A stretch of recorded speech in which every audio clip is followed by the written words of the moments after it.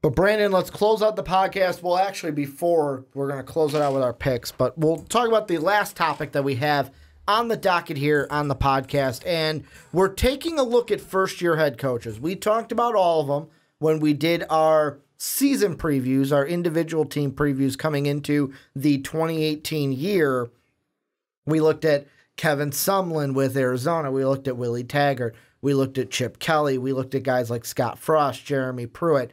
And there was an article on ESPN where basically they asked the question and did a deep look at how much can struggling first-year coaches blame their predecessors for the kind of success or lack thereof that they're having in their first year. I want to take a different look at it, though.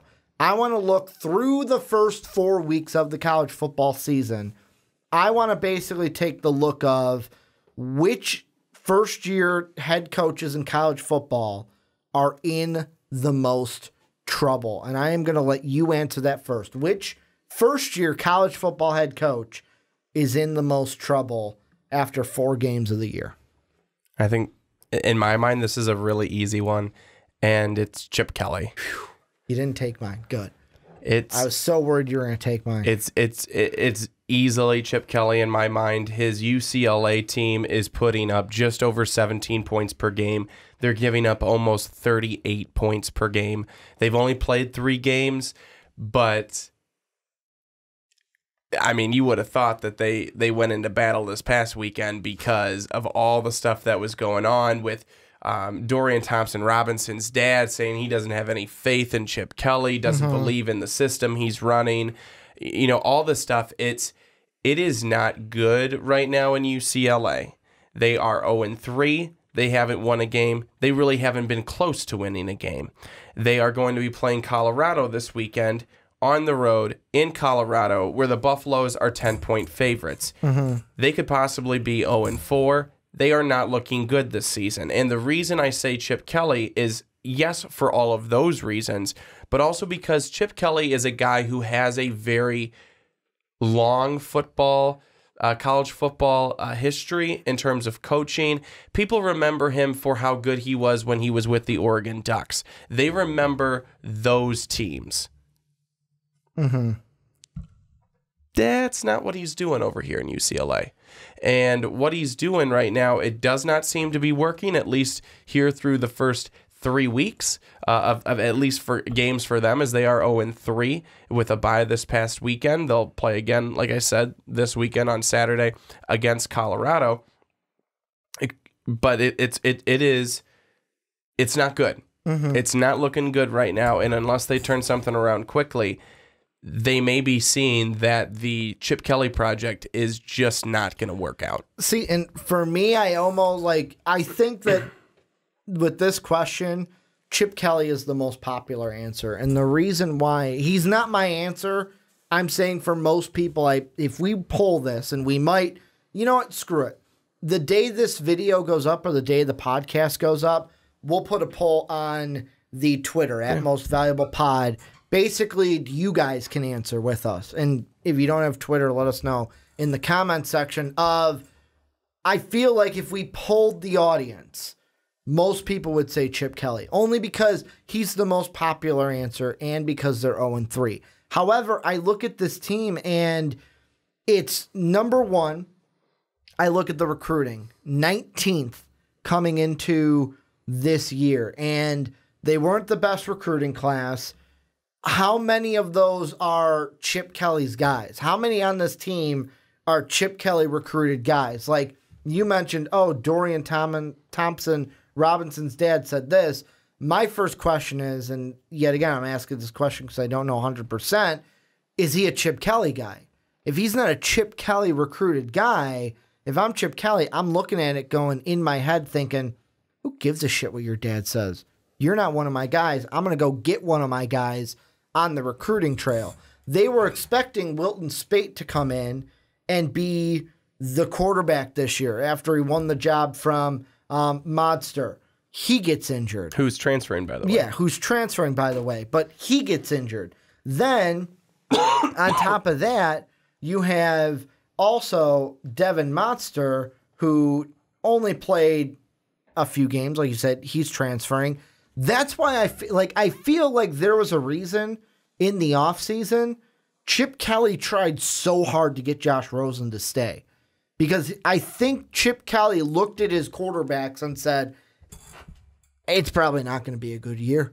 I wouldn't be surprised if Chip Kelly knew that coming in. Like, I'm going to make do with what I got, but it might not be the best year. That's why in the offseason, he might have been trying to lobby for Josh Rosen to stay, because if Rosen stayed, he would have the most talented quarterback that he could have had. And I get that, but a lot of this stuff is about perceptions. I mean, how many times have we heard that? And we can't. I don't know if I can stress that enough. I mean, a lot of it's about perception, and it's about perception for fans, and I think also for donors and people like that. So let's say they lose to Colorado, they'll be 0-4. Then they welcome Washington in 0-5.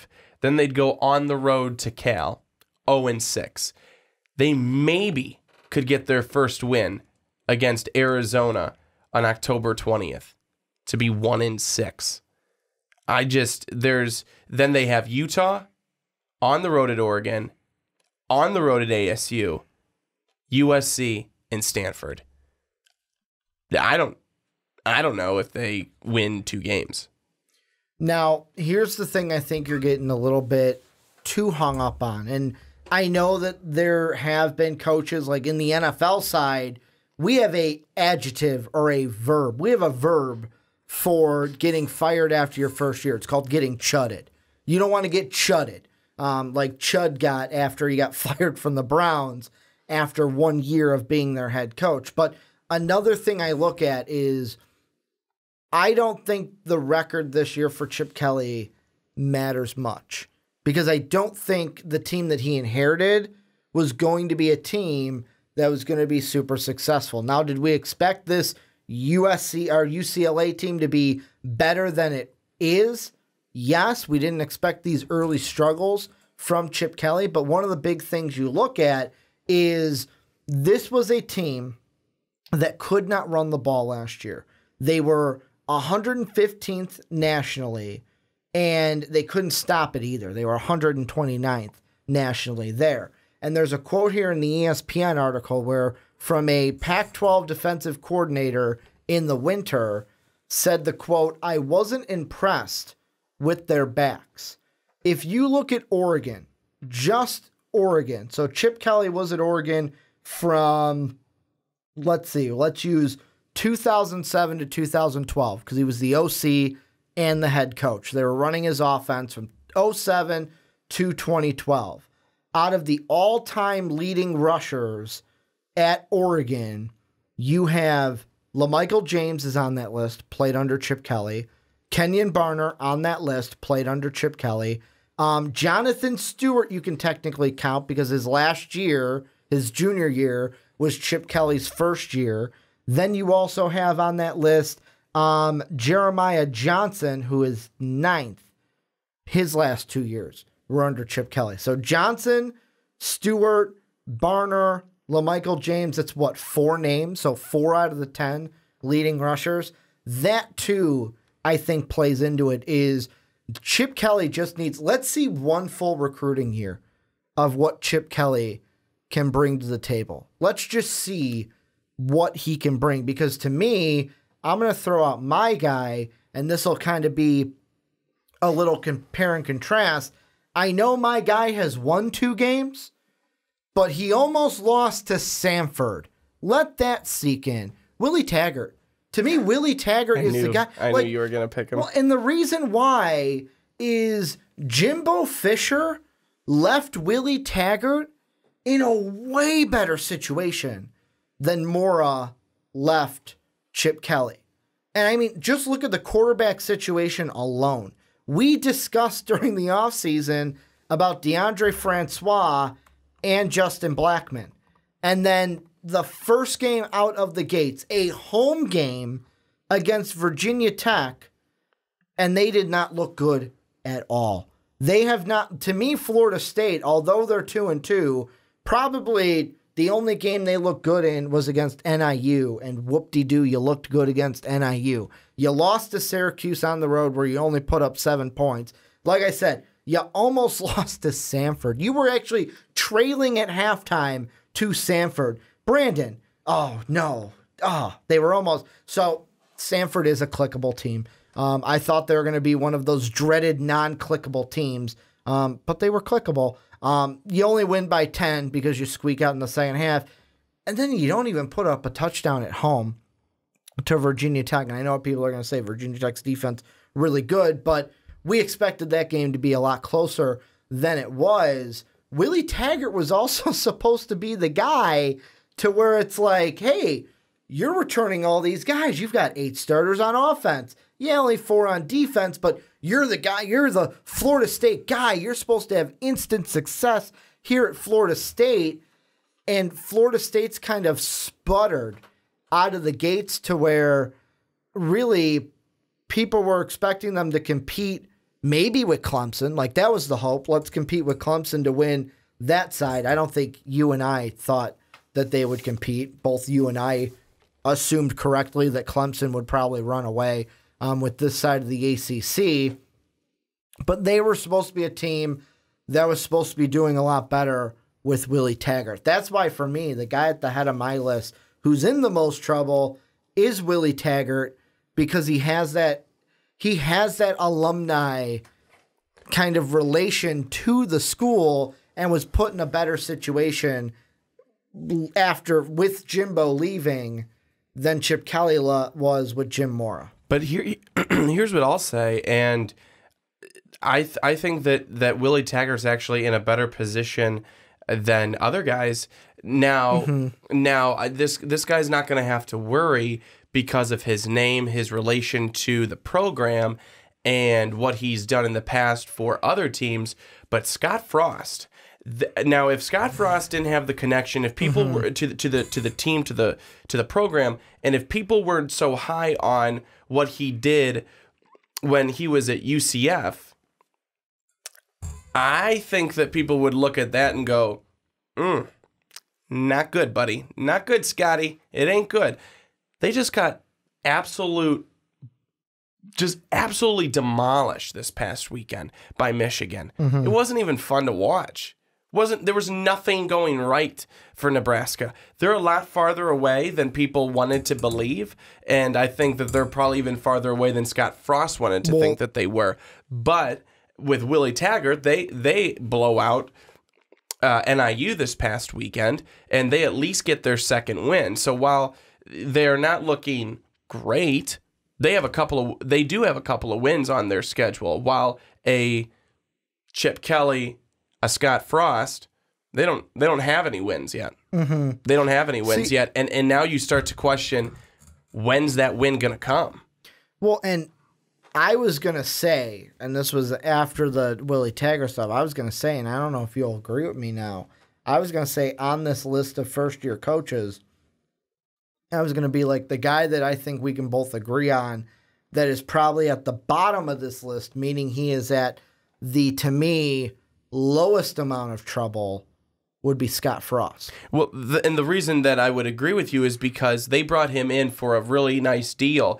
They like him. He's it's like for Nebraska, he's like the family man. We got you because you've got a good connection to the program and to the school and all this stuff. And it's like, okay, well, how long is that connection going to be good for? Because if he doesn't start winning, and again, this year, I already said it early on in the season. In the preview, actually, that I didn't think Nebraska was going to be all that great this year. While I think that they could be. I mean, because Scott Frost clearly shows that he can take a school that isn't necessarily on the map, put them on the map. And again, he did that at his former institution. But he's going to have to be able to turn this team around fairly quickly, because they were winning, then they let that coach go, and now they're not winning anymore. And now they brought in Scott Frost, and it's still kind of, I mean, they still got the holdovers in terms of the players from the former regime. So you do have to wait. I get it, but there is there is not a lot looking really good right now for Nebraska and the Cornhuskers.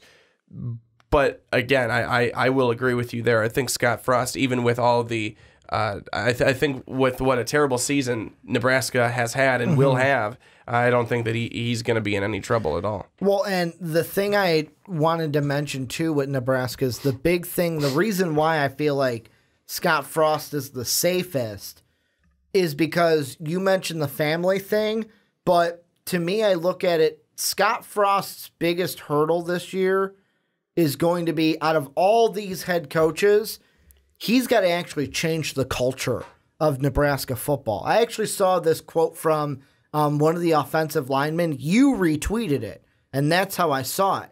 Where basically like a week or two ago, one of their offensive linemen was basically talking about like, hey, you know what? You got to get guys that buy into this, and the guys who aren't going to buy into it, they need to step the fuck. I'm paraphrasing my words.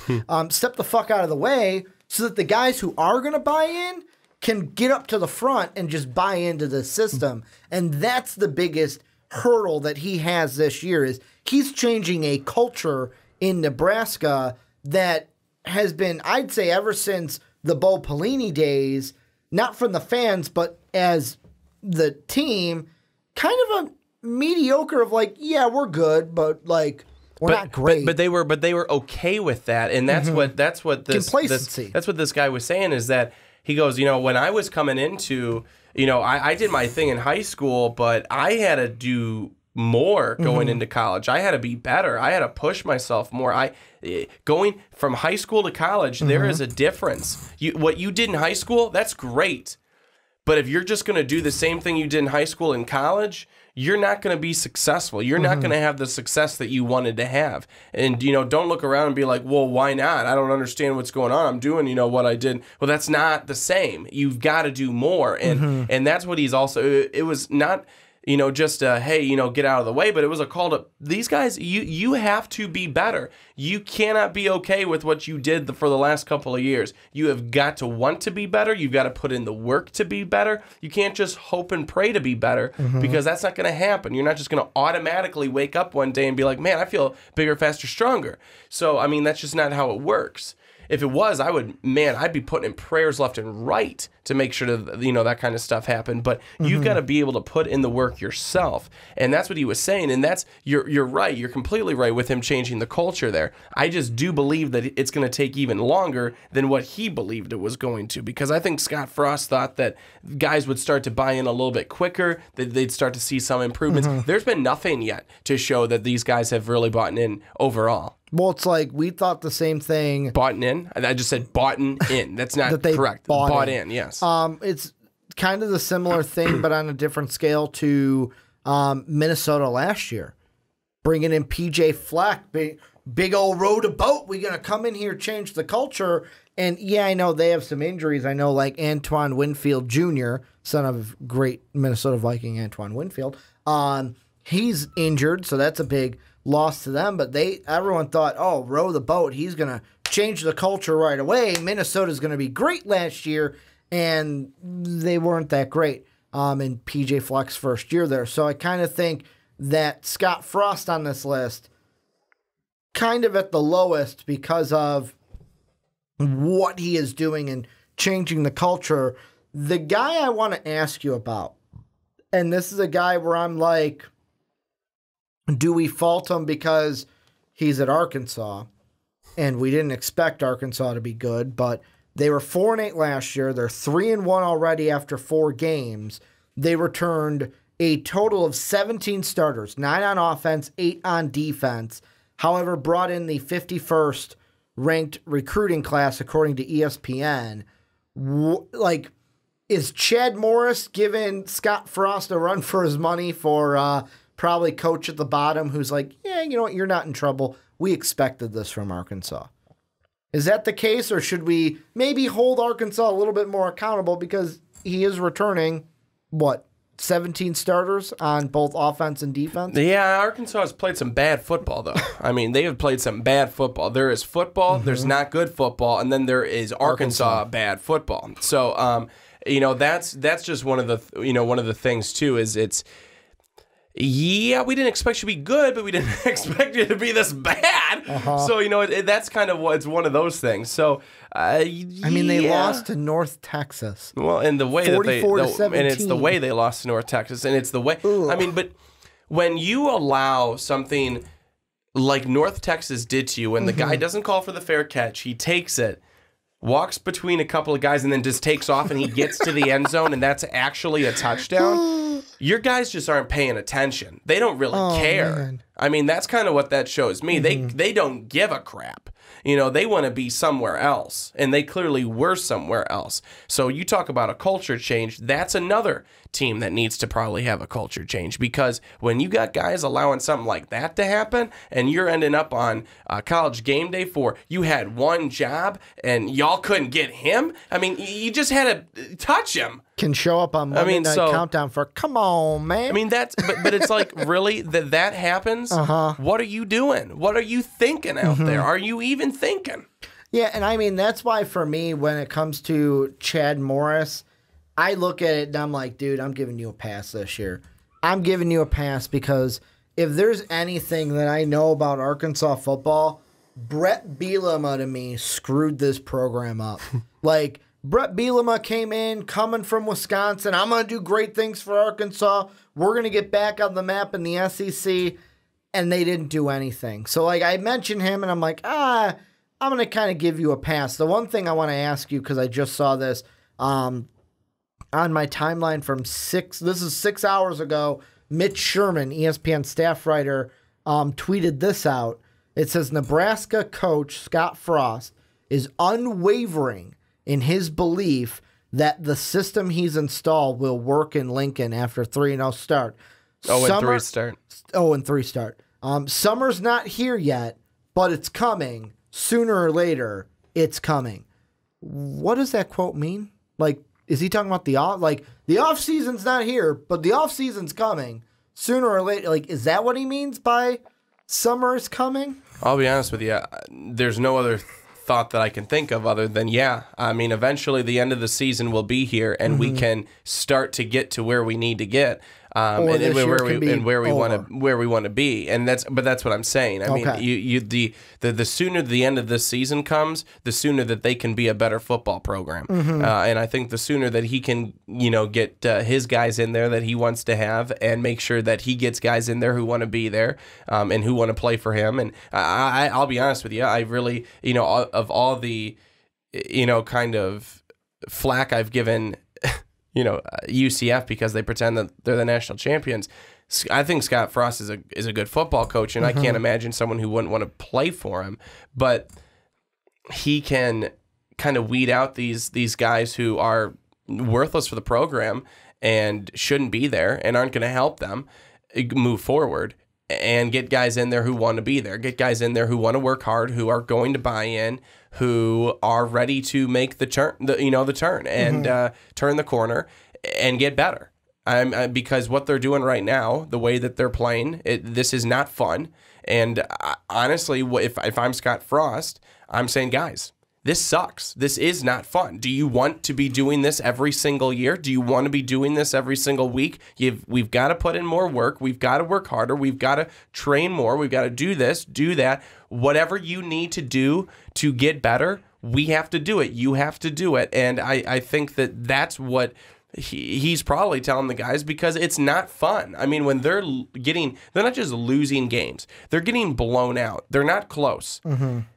I think that those are words that Scott Frost is probably saying to his guys. This is not fun, and I don't know about you guys, but I'm not enjoying it. And sometimes it's just that to make a guy work harder is to basically say, hey, you're doing nothing.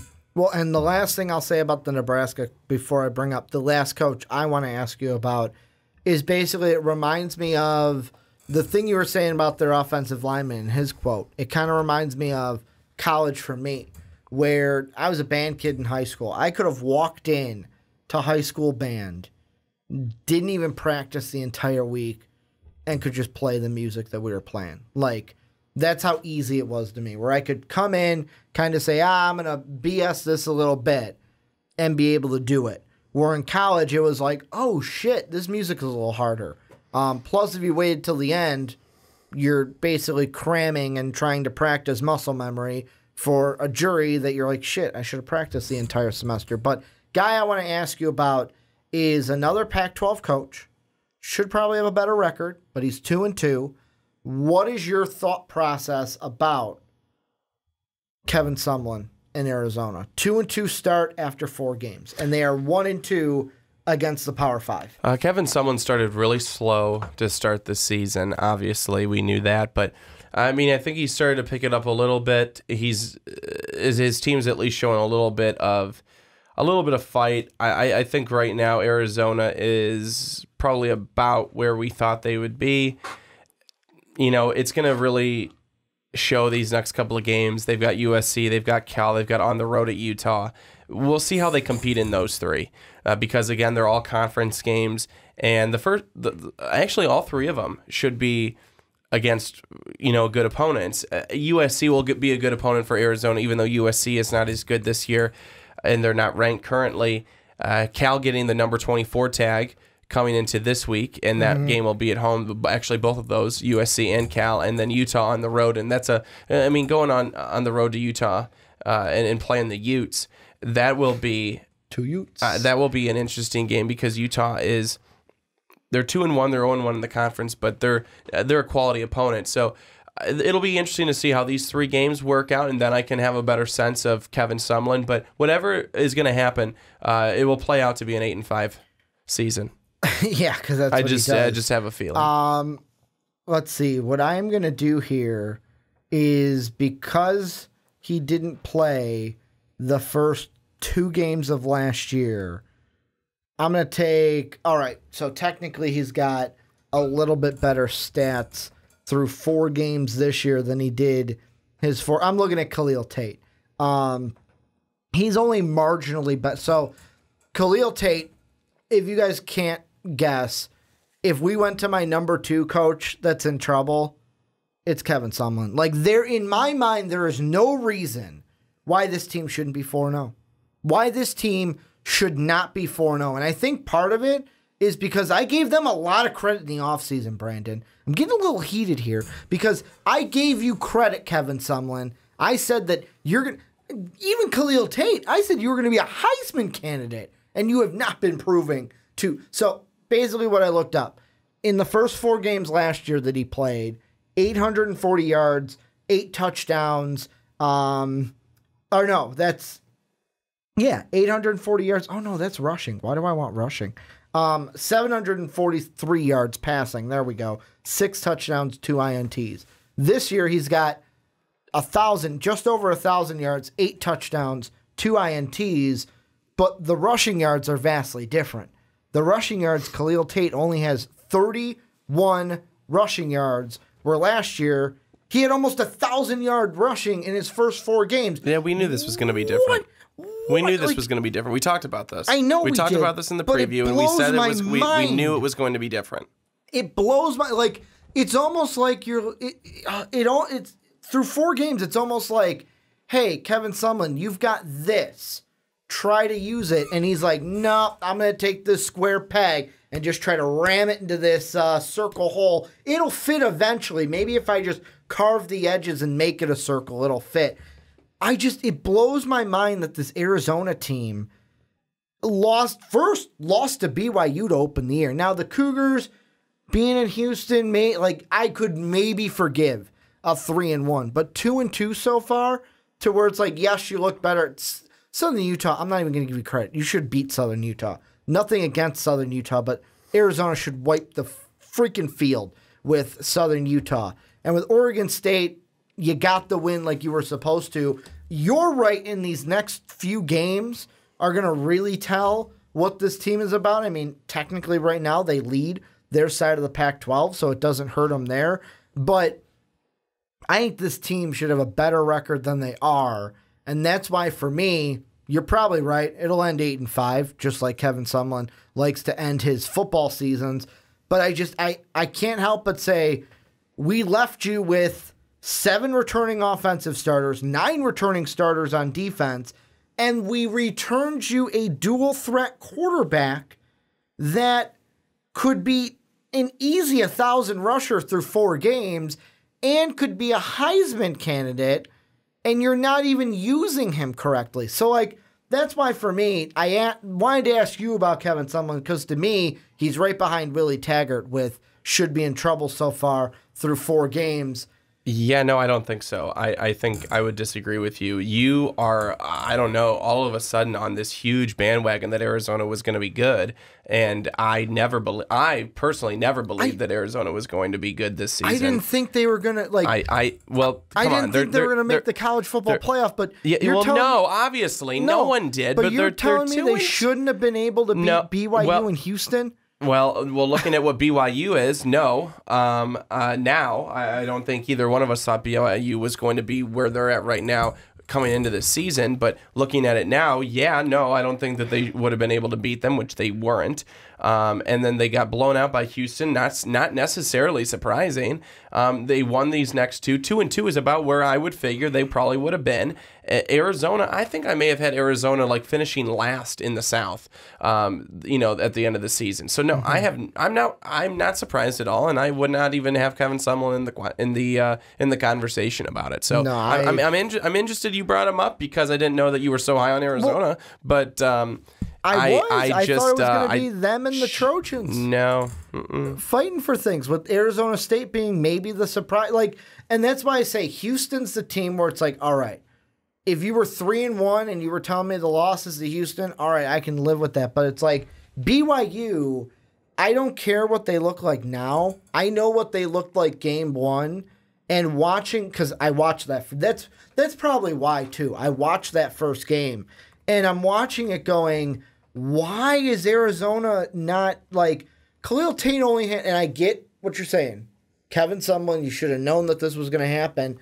Why does Khalil Tate only have 14 rushing yards in that game when he's a dual threat quarterback and should have a lot more rushing yards? I feel like how Kevin Sumlin is managing this team, they should have a better record, and it's his coaching that is why they are at 2-2 right now, because they probably should be 3-1, if not 4-0.